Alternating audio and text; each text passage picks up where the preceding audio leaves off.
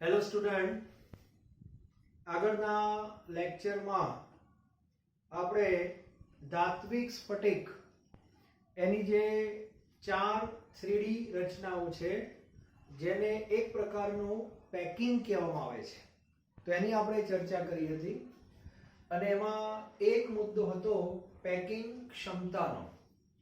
તો સમઘન, બીસીસી અને એફસીસી આ ત્રણેયમાં જે પેકિંગ ક્ષમતા આવેલી છે એની જે ગણતરી છે એ કઈ રીતે થયેલી છે એની આજે આપણે આખા સંપૂર્ણ લેક્ચરમાં આપણે એની ચર્ચા કરવાના છીએ. તો સૌથી પહેલા પેકિંગ ક્ષમતા શું છે એના સૂત્રોને બધું તમને સમજાવી દઉં. ત્યારબાદ કઈ રીતે અલગ અલગ એકમ કોષમાં પેકિંગ ક્ષમતા શોધવામાં આવે છે એની જે કઈ ગણતરી છે એની આપણે ચર્ચા કરશું. તો સૌપ્રથમ પેકિંગ ક્ષમતાનું સૂત્ર શું છે? તો પેકિંગ ક્ષમતા એટલે એક પ્રકારની આપણે કહી શકીએ ટકાવારી, બરાબર? અને ટકાવારી જો તમારે શોધવી હોય તેના માટે પેકિંગ અંશ એને તમારે 100 વડે ગુણવા પડે. જે રીતે આપણે સાંદ્રતામાં મોલ અંશને 100 વડે ગુણો તો ટકા મળે, દળ અંશને 100 વડે ગુણો તો દળની ટકાવારી મળે, કદ અંશને 100 વડે ગુણીએ તો કદની ટકાવારી મળે. તો આપણે પેકિંગની ટકાવારી જોઈએ છે તો પેકિંગનો જે અંશ છે એને તમારે 100 વડે ગુણવા પડે. હવે કોઈ પણ રાશિ જ્યારે અંશ દર્શાવતી હોય ત્યારે તે હંમેશા ગુણોત્તર જ હોય, આ ધ્યાન રાખવાનું.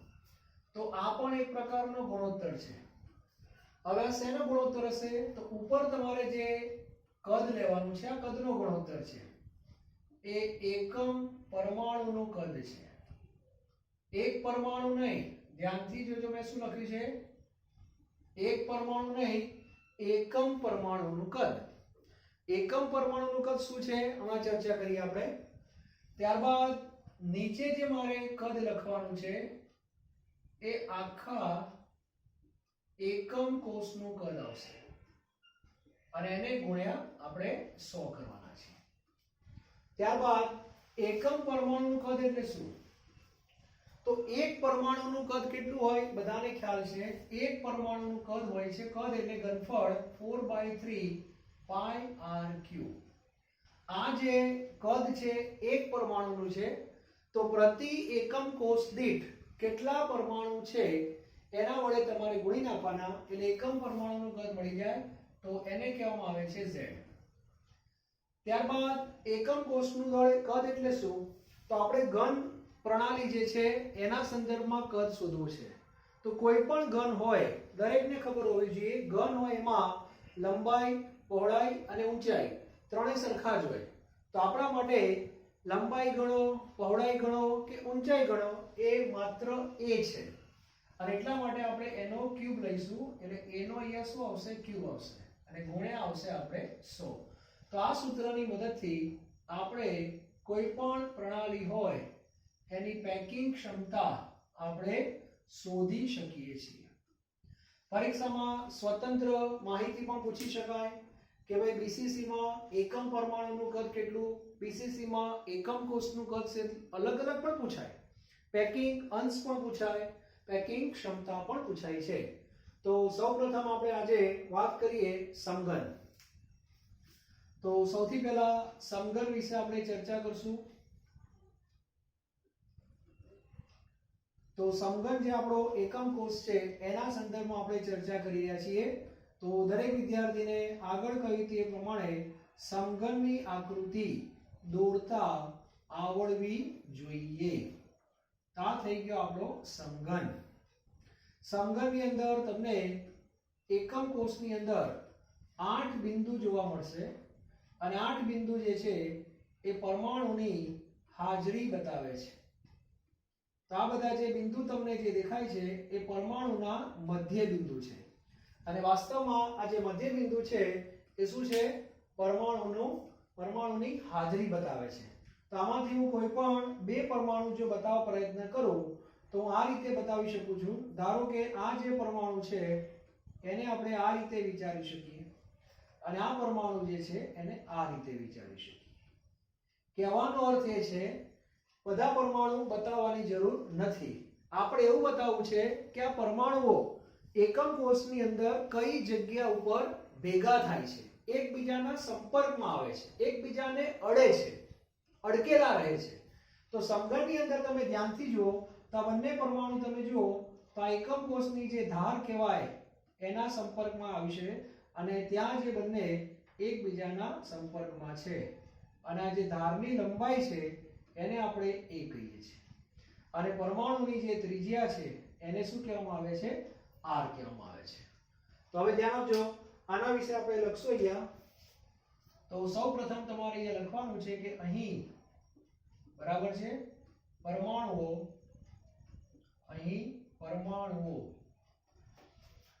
એકમ કોષની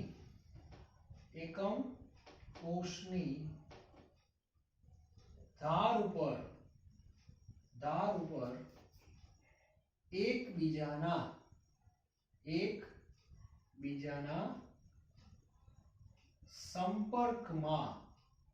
એકબીજાના સંપર્કમાં આવે છે. બરાબર છે? એટલે દરેક વિદ્યાર્થીને ખબર હોવી જોઈએ કે આ પરમાણુઓ કઈ જગ્યા ઉપર એકબીજાના સંપર્કમાં આવે છે. તો એકમ કોષની જે ધાર કહેવાય એના ઉપર એકબીજાના સંપર્કમાં આવે છે. ત્યારબાદ બીજો મુદ્દો,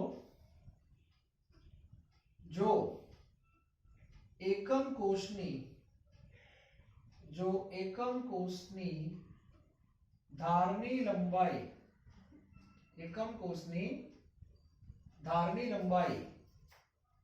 a હોય બરાબર તથા પરમાણુની ત્રિજ્યા જે પરમાણુ છે એની ત્રિજ્યા r હોય તો આકૃતિ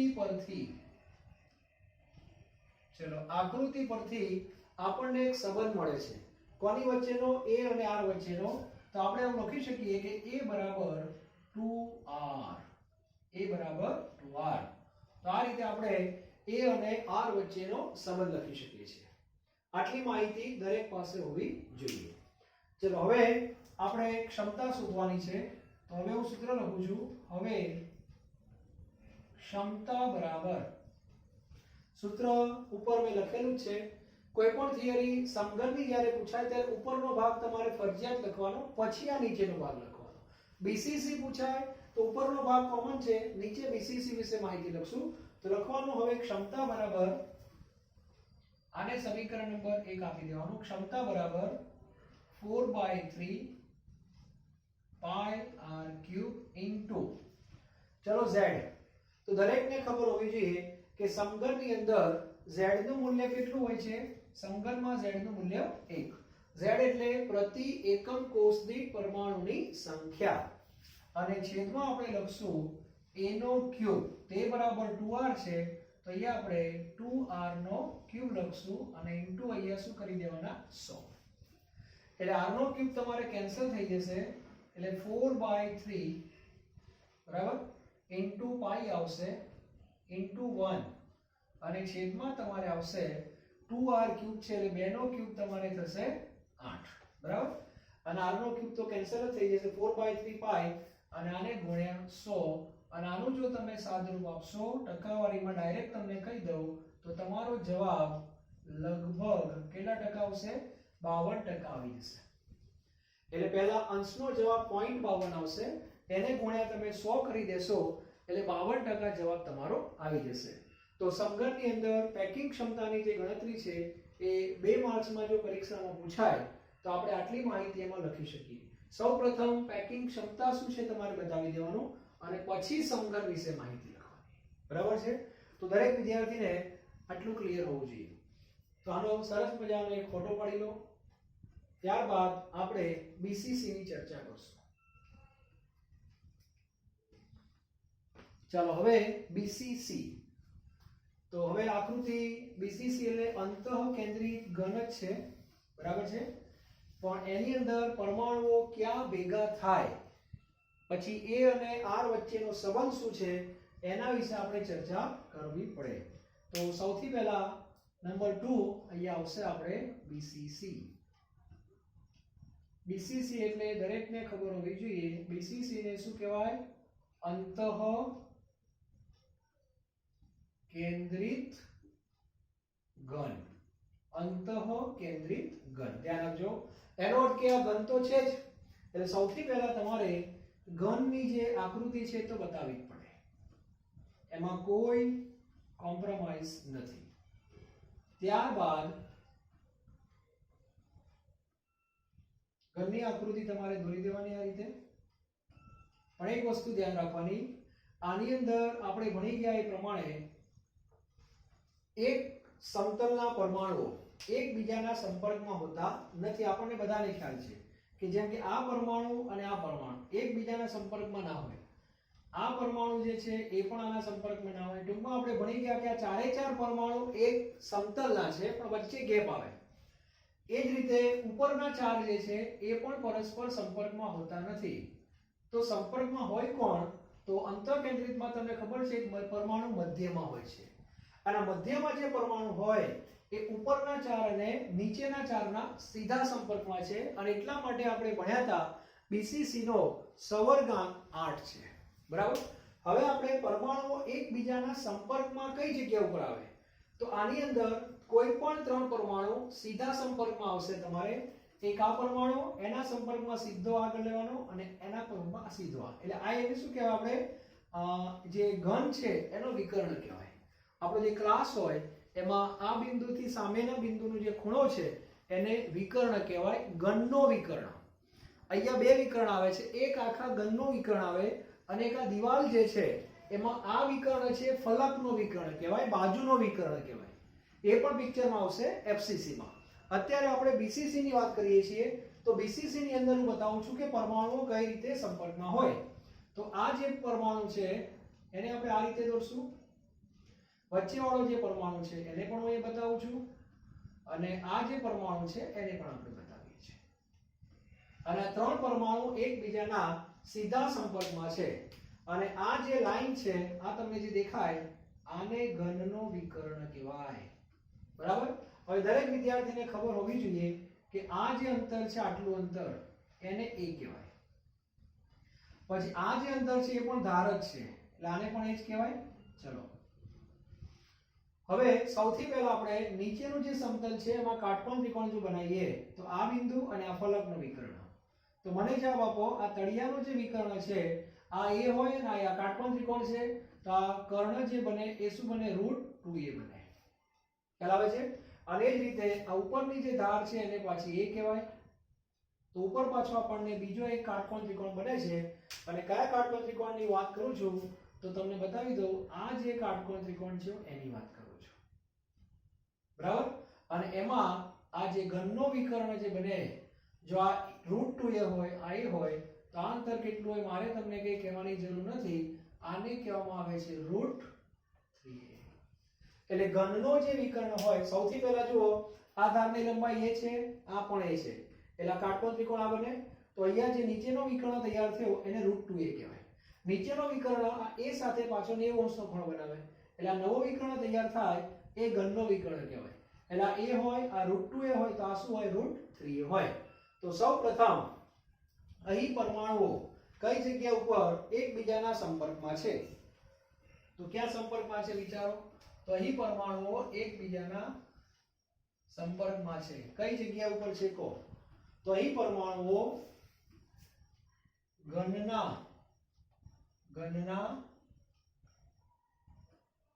વિકર્ણ ઉપર એકબીજાના સંપર્કમાં છે. જો એકમ કોષની ધારની લંબાઈ a હોય, પરમાણુની ત્રિજ્યા r, એટલે આની અંદર આ ત્રિજ્યા કહેવાય, આ ત્રિજ્યા r છે. જો તો આપણી વચ્ચે સંબંધ તમને મળી ગયો. a બરાબર 2r આમાં નહીં આવે, આની અંદર આવશે તમારે આકૃતિ પરથી √3a = 4r. તો દરેકને આવા a અને r વચ્ચેના સંબંધો ખબર હોવા જોઈએ. MCQ માં ઘણીવાર a આપેલો હોય તો r પૂછાય, r આપ્યો હોય તો a પૂછાય. એ પણ તમને આવડવું જોઈએ. તો સંબંધ આવી ગયો √3a બરાબર 4r. હવે વાત કરીએ ક્ષમતાની. ચાલો, તો આની અંદર 4/3 pi r cube into z. તો BCC નો z કેટલો હોય? તો BCC નો z આપણને ખ્યાલ છે, BCC નો z કેટલો હોય છે? 2. ખૂણામાંથી જે 8 પરમાણુ છે એમાંથી એક જ મળે અને મધ્યમાં જે છે તમને આખો મળશે 1 + 1 2 થશે. ત્યારબાદ અહીંયા આપણે ક્યુબ કરવાનો છે, બરાબર? a નો ક્યુબ. તો અહીંયા તમે a બરાબર લખી શકો, માટે a બરાબર 4r/√3. તો અહીંયા તમારે નીચે 4r/√3 નો ક્યુબ આવશે. અને આનું જો તમે સાદુરૂપ આપશો, બરાબર, સાયન્સના વિદ્યાર્થી તરીકે, તો ટકાવારી 68% તમને મળી જશે. કેટલા ટકા આવશે? 68%. તો આ રીતે આપણે BCC ની અંદર પણ પેકિંગ ક્ષમતા શોધી શકીએ છીએ. ખાલી તમને ખબર હોવી જોઈએ કે પરમાણુઓ એકબીજાના સંપર્કમાં ક્યાં આવે છે, નંબર 1, અને સાથે સાથે a અને r વચ્ચેનો સંબંધ અને ક્ષમતાનું સૂત્ર જો ખબર હોય તો તમને દરેક પેકિંગની ક્ષમતા તમને મળી જશે. ક્લિયર? તો આનો પણ એક સરસ મજાનો ફોટો પાડી લો. જો પરીક્ષામાં BCC પૂછાય તો ઉપરનો ભાગ કોમન છે, ફરી કહી દઉં છું, અને આટલું તમારે એડ કરવાનું રહેશે. અને આકૃતિ પરથી લખો એટલે મોટા ભાગનું વર્ણન આકૃતિમાં તમારે બતાવી દેવાનું. બરાબર? ચાલો, અને હવે છેલ્લું પેકિંગ આપણે જોવાનું છે, જેને કહેવાય છે FCC.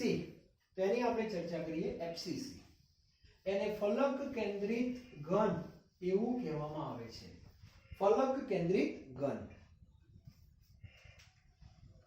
નંબર 3 એનું નામ છે FCC. બરાબર? અને FCC એટલે ફલક કેન્દ્રિત ઘન.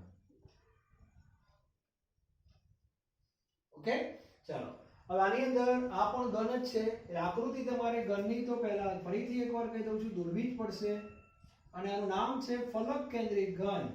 એટલે 8 પરમાણુ ખૂણા ઉપર તો હોય જ, પણ વધારાના પણ અન્ય પરમાણુ ફલકના મધ્યમાં છે, એટલે કે કેન્દ્રમાં છે. અને 6 ફલક હોય તો સ્વાભાવિક છે કે 6 બિંદુ તમને એવા મળે. તો સૌથી પહેલા આપણે આ 1, આ 2, આ 3, આ 4 ઉપરના, આ 4 નીચેના, અને દરેક ફલકની મધ્યમાં એક બિંદુ હોય. તો અત્યારે આપણે એક બિંદુ બતાવીએ છીએ. બરાબર? અને આ જે છે એ આ 4 જે ખૂણા દેખાય એના સંપર્કમાં હોય. તો આપણે ફલકની અંદર કઈ જગ્યાએ સંપર્કમાં છે બતાવીએ તો દરેકને ખ્યાલ આવી જશે કે ચલો આ એક પરમાણુ છે, બીજો પરમાણુ આપણે આ લઈએ, અને ત્રીજો પરમાણુ આપણે આ લઈએ. એટલે જોઈને તમને ખ્યાલ આવી જશે કે અહીંયા જે પરમાણુઓ સંપર્કમાં છે એ વિકર્ણ ઉપર છે, પણ આ વખતે જે વિકર્ણ છે એ ઘનનો વિકર્ણ નથી, આ ફલકનો વિકર્ણ છે. એટલે આપણે આ સીધો તમને આ કાટકોણ ત્રિકોણ તમને મળી ગયો. અને આની અંદર તમને એ વિકર્ણની લંબાઈ પણ મળી જશે. તેનું કારણ છે કે આ જે અંતર છે ધારની લંબાઈ કહેવાય. ધારની લંબાઈને આપણે a કહીશું. આ પણ ધાર છે, 3D માં જુઓ તો એ પણ આવશે. અને પાયથાગોરસના જે કંઈ પ્રમેયો છે એ પ્રમાણે બધાને ખબર છે કે આ ફલકનો જે વિકર્ણ હોય એનું અંતર કેટલું થશે? તમારે √2a થશે. અને આ ત્રિજ્યા r, આ પણ ત્રિજ્યા r, આ પણ r, અને આ પણ r. તો સૌથી પ્રથમ અહીં પરમાણુઓ કઈ જગ્યા ઉપર ભેગા થાય? તો ઘનના વિકર્ણ ઉપર કે ફલકના? તો દરેકને ખબર પડવી જોઈએ કે અહીં જે પરમાણુઓ ભેગા થાય છે એ ઘનના વિકર્ણ ઉપર નહીં, પણ ફલકના વિકર્ણ ઉપર એકબીજાના સંપર્કમાં છે. જો એકમ કોષની ધારની લંબાઈ a હોય અને પરમાણુની ત્રિજ્યા r હોય તો આકૃતિ પરથી √3a બરાબર 4 નહીં આવે, પણ √2a બરાબર 4 આવશે. બરાબર છે? તો આકૃતિ પરથી દરેક વિદ્યાર્થીને ખબર હોવી જોઈએ કે અહીંયા √2a શું આવશે? 4r આવશે. અને માટે આનું સાદુરૂપ તમે આપશો તો 4r upon √2 આવશે, બરાબર. 4r upon 2 અને 4 એટલે તમે આનું સાદુરૂપ આપો છો તો 2√2r થાય, બરાબર. 2√2r થશે. ચાલો હવે ક્ષમતાની વાત કરીએ તો પેકિંગ ક્ષમતાનું ફરી પાછું આપણે સૂત્ર લખીએ તો ક્ષમતા બરાબર 4/3 પાઈ r ક્યુબ. અહીંયા z કેટલો આવશે 4. શું કામ?